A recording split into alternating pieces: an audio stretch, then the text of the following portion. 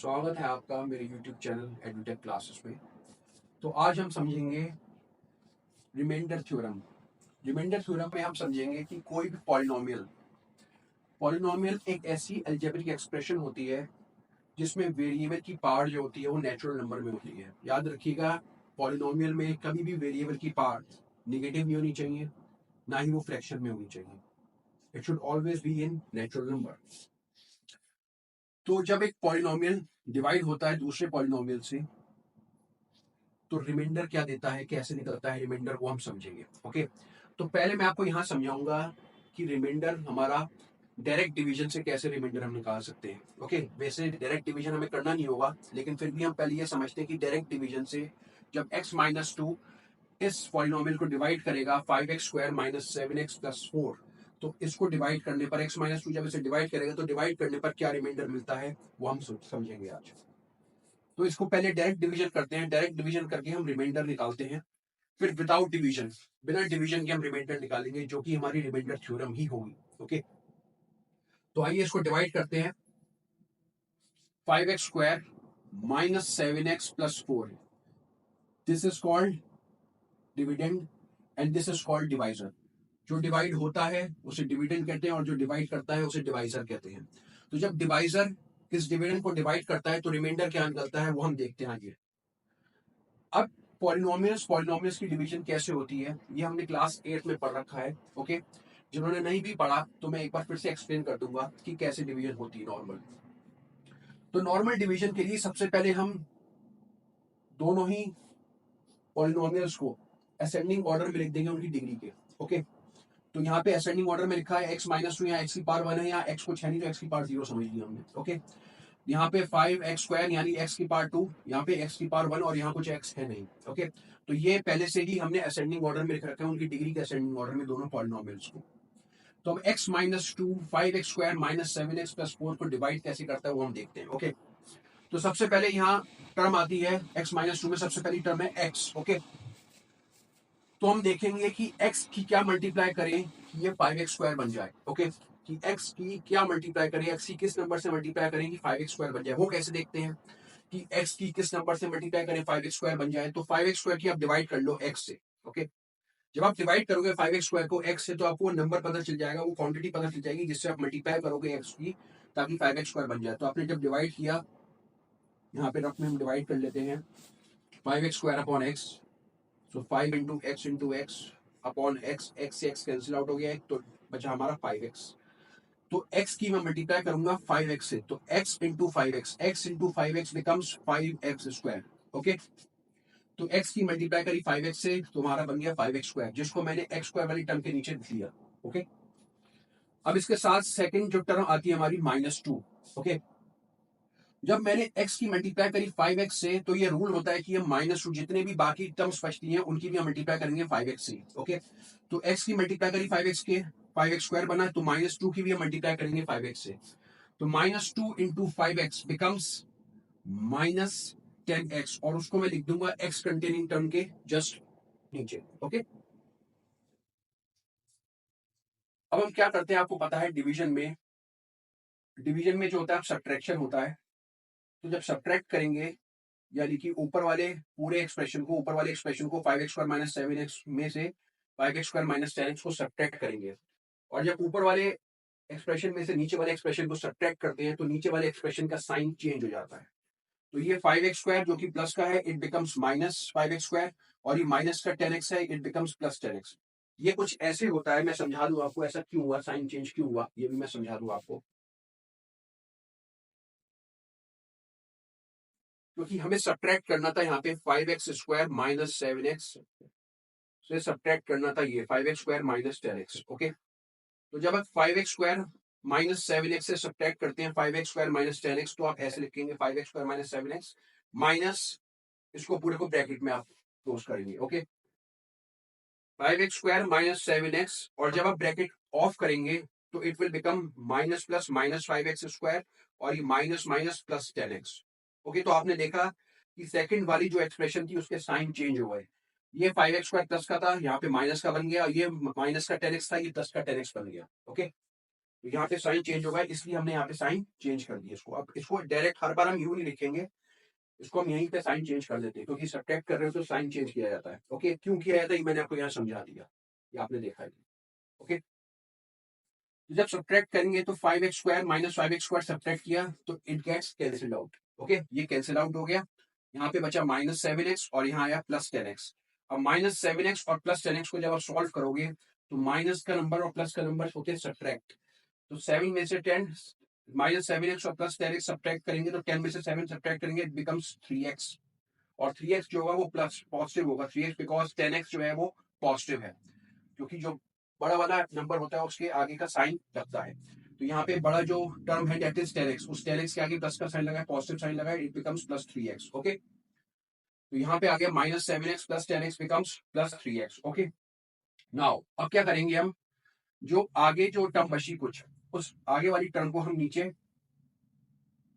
Carry कर लेते हैं। ओके, तो हम +4 को नीचे कैरी करके लिख लेंगे, इट बिकम्स 3x + 4, ये बन गया 3x + 4 यहाँ पे इसके साथ। ओके, अब हम फिर से देखेंगे कि x की क्या मल्टीप्लाई करें कि 3x बन जाए। x की हम किस टर्म से मल्टीप्लाई करें कि 3x बन जाए, तो x की क्या नंबर मल्टीप्लाई करेंगे 3x बन जाए, तो हम डिवाइड करके देख लेते हैं 3x को x से। यहाँ रफ में कर लेंगे हम, x one jar x, x one jar x, it becomes 3। तो यानी कि x की मुझे मल्टीप्लाई करनी पड़ेगी +3 से, x की मल्टीप्लाई करनी पड़ी हमें +3 से, तो +3 से जब x की मल्टीप्लाई करेंगे इट बिकम्स 3x। ओके, तो x इंटू 3 बिकम्स 3x, और जब हमने x की 3 से मल्टीप्लाई करी तो -2 की भी हम 3 से ही मल्टीप्लाई करेंगे, तो -2 इंटू +3 बिकम्स -6। ओके, फिर सब्ट्रैक्ट करना पड़ेगा हमें नीचे वाली एक्सप्रेशन ऊपर वाली एक्सप्रेशन से, जब सब्ट्रैक्ट करेंगे तो साइन चेंज हो जाएंगे। अब जब साइन चेंज हो रहा है तो ये प्लस का 3x इट बिकम्स -3x, और ये माइनस का 6 बन जाएगा प्लस का 6। ओके, ऊपर प्लस का 3x नीचे माइनस का 3x कैंसिल आउट हो गया, और यहाँ रह गया हमारा प्लस का 4 और प्लस का 6, और प्लस का 4 और प्लस का 6 जब हम ऐड करेंगे, 4 + 6 ऐड करेंगे, इट बिकम्स 10, यानी कि जो रिमाइंडर आया वो रिमाइंडर आया 10। ओके, तो remainder comes out to be 10, यहाँ पे रिमाइंडर हमारा आया 10। ओके, तो ये तो सिंपल डिवीजन मेथड से हमने रिमाइंडर निकाला। अब अगर आपको रिमाइंडर निकालना है बिना डिवाइड करे, तो रिमाइंडर थ्योरम जो होती है हमें रिमाइंडर देती है बिना डिवाइड करे। ये जो हमने डिवाइड किया 5x² - 7x + 4 को x - 2 से, और जिसमें क्वोशिएंट ही आया क्वोशिएंट। ओके, और ये आया रिमाइंडर। अब अगर मैं मुझे रिमाइंडर निकालना हो बिना डिवाइड करे, बिना क्वोशिएंट पता करे, यानी क्वोशिएंट नहीं पता है, मैंने डिवाइड नहीं किया और बिना डिवाइड करे मुझे ये चाहिए रिमाइंडर, तो मैं कैसे निकालूंगा देखते, आइए देखते। तो इसको समझने से पहले हम पहले समझेंगे डिवीजन एल्गोरिथम। ओके, ये डिवीजन एल्गोरिथम भी हमने बहुत ही छोटी क्लासेस में पढ़ा होता है। मैं एक एग्जांपल देके आपको समझा देता हूँ डिवीजन एल्गोरिथम। ओके, सपोज हम डिवाइड करते हैं 38 को 7 से। ओके, जब 38 को 7 से डिवाइड किया,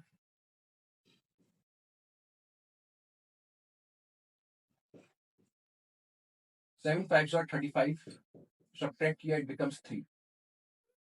तो 7 जो है इसमें, इस केस में 7 is a divisor, 7 is a divisor. 38 जो है इस केस में, 38 इज अ डिविडेंड, ये डिविडेंड है। और 5 जो है दैट इज क्वोशिएंट, ये हमारा क्वोशिएंट है। एंड 3 इज द रिमाइंडर, ये रिमाइंडर है। Okay, 7 divisor, 3 remainder, 38 dividend and 5 is the quotient. Okay, अब इन चारों में रिलेशनशिप क्या होती है, ये आपने डिवीजन एल्गोरिथम में पढ़ी है, जो रिलेशनशिप होती है इन चारों के बीच में। ओके, तो डिवीजन एल्गोरिथम हमें रिलेशनशिप बताती है बिटवीन ऑल 4 टर्म्स। तो divisor, divisor, remainder, dividend and quotient के बीच में जो रिलेशनशिप होती है वो डिवीजन एल्गोरिथम से आती है, और वो रिलेशनशिप होती है dividend is equals to divisor into quotient plus reminder.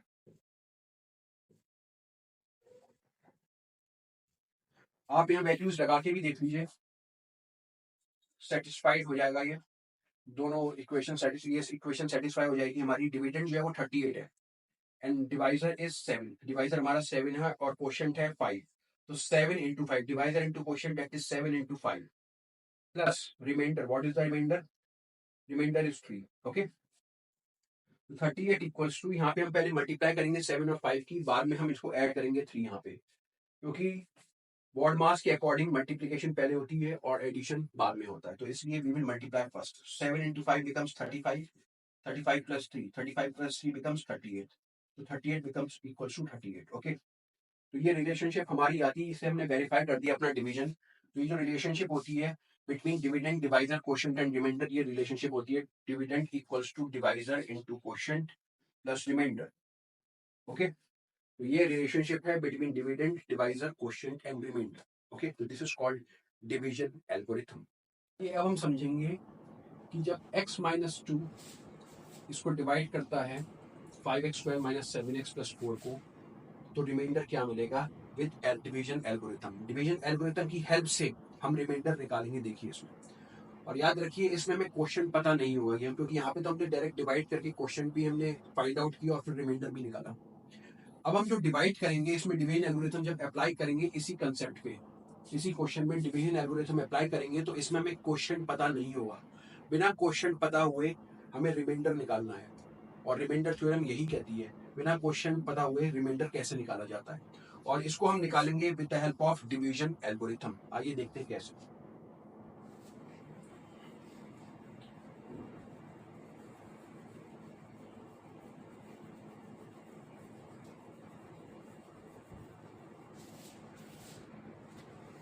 तो इस केस में जो हमारा क्वेश्चन है, इस केस में fx जो है, fx that is polynomial in terms of x, जो कि है 5x square minus 7x plus 4, ये जो है हमारा डिविडेंड है। This is our dividend, okay. ये हमारा डिविडेंड है, dividend is 5x square minus 7x plus 4, okay. और ये जो gx है, दूसरा polynomial in terms of x, gx that is x minus 2, ये हमारा डिवाइजर है, okay. This is our divisor, ये हमारा डिवाइजर है। तो ये हो गया हमारा डिवाइजर,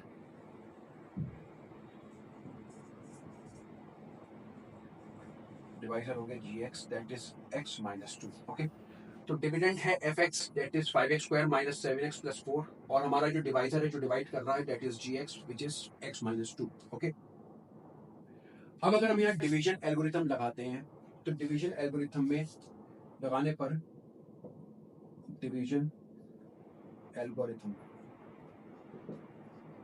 में जो रिलेशनशिप होती है between dividend, divisor, quotient and remainder, वो रिलेशनशिप होती है dividend equals to divisor into quotient plus remainder, okay. तो इसी रिलेशनशिप का यूज करके हम रिमाइंडर फाइंड आउट करेंगे, लेकिन याद रखिए बस इसमें आपको क्वोशंट गिवन नहीं है, आपको क्वोशंट यहाँ पे गिवन नहीं है, आपको क्वोशंट जो है इसमें यूज भी नहीं है हमें क्वोशंट का, हमें क्वोशंट भी गिवन नहीं है, और हमें रिमाइंडर फाइंड आउट करना है। Quotient is not given to us, not given, and we have to find the remainder, और हमें रिमाइंडर फाइंड करना है, ओके। तो जब क्वोशंट हमें गिवन नहीं है और रिमाइंडर हमें फाइंड करना है, तो हम कैसे फाइंड करेंगे देखते हैं, आइए देखते हैं। तो डिविडेंड कितना है हमारा, डिविडेंड है 5x square minus 7x plus 4 equals to, divisor क्या था हमारा जो डिवाइड कर रहा था that is x minus 2 into quotient, हमें क्वोशंट कुछ पता नहीं तो हम qx लिख लेते हैं उसको, okay. Quotient in terms of x, क्योंकि x के टर्म्स में कोई क्वोशंट होगा, अब हमें नहीं पता क्या क्वोशंट था, ओके, क्योंकि हमें निकालना ही नहीं है उसे, वो नेसेसरी नहीं है इसमें। तो क्वोशंट हमें पता नहीं है, बिना क्वोशंट पता किए हम रिमाइंडर निकालेंगे, देखिए कैसे। Dividend equals to divisor into quotient plus remainder, remainder ऐसे लिख लेता हूं मैं REM करके, ओके। तो अब मुझे सिर्फ इसमें रिमाइंडर निकालना है, I have to find remainder here, REM remainder. तो मैं रिमाइंडर, इस इक्वेशन से रिमाइंडर कैसे निकाल सकता हूँ, क्योंकि मुझे QX तो पता नहीं है। जब QX नहीं पता, बिना QX पता करे रिमाइंडर कैसे फाइंड आउट किया था देखते हैं, आइए। तो देखिए इसका एक ही तरीका है, बिना क्वेश्चन फाइंड आउट किए रिमाइंडर निकालने का एक ही तरीका है कि आप इस पूरे एक्सप्रेशन को एलिमिनेट कर दीजिए। तो इसको आप एलिमिनेट कैसे करेंगे? इसको एलिमिनेट करने का तरीका ये है कि जैसे इसमें x minus two into Q x हो रहा है, तो यहाँ पे एक पूरे टर्म को हम जीरो बना दें, क्योंकि अगर इसको जीरो बनाओगे तो zero into Q x zero बन जाएगा, या इसको अगर जीरो बनाते तो zero into x minus to वो भी जीरो बन जाता। ओके, तो आपके पास क्यू एक्स तो आपको पता नहीं है, तो क्यू एक्स क्योंकि आपको पता नहीं, तो क्यू एक्स को आप जीरो फॉर्म नहीं कर सकते, जीरो नहीं बना सकते क्यू एक्स, लेकिन आप एक्स माइनस टू से आप जीरो बना सकते हो। ओके, एक्स माइनस टू को आप जीरो बना सकते हो। कैसे बना सकते हो जीरो? अगर आप यहाँ एक्स की जगह टू लिख दो, अगर यहाँ x की जगह 2 लिखते हो तो 2 माइनस टू बिकम्स 0, तो ये 0 बन जाएगा, और 0 into something will always be 0। Okay, तो x माइनस टू को पहले मैं 0 लिखूंगा। मैं 0 कैसे बनाऊंगा इसे? x माइनस टू को पहले मैंने 0 लिखा और उससे x की वैल्यू निकाली, x की वैल्यू उससे निकल के आई 2। ओके, तो x की वैल्यू 2 रखने पर, इस पूरी इक्वेशन में x की वैल्यू 2 रखने पर ये पूरी expression x minus two into Q x, ये पूरी एक्सप्रेशन एलिमिनेट हो जाएगी, यहाँ पूरी 0 हो जाएगा, ये 0 बन जाएगा। देखते हैं, देखिए तो क्या किया मैंने, डिवाइजर जो था मेरे पास gx, जो डिवाइजर था gx, उस पहले डिवाइजर को मैंने 0 के इक्वल रखा, उससे मैंने x की वैल्यू फाइंड आउट करी। ओके, तो डिवाइजर को 0 के इक्वल रख के x की वैल्यू फाइंड आउट करी, x की वैल्यू जो आई हमारी 2 आई, वो x की वैल्यू जब मैं इस पूरी इक्वेशन में रखूंगा, ओके, इस पूरी इक्वेशन में पुट करूंगा x की वैल्यू 2, तो ये पूरी एक्सप्रेशन पूरी 0 हो जाएगी और हमारे पास रिमाइंडर हमें मिल जाएगा। ओके,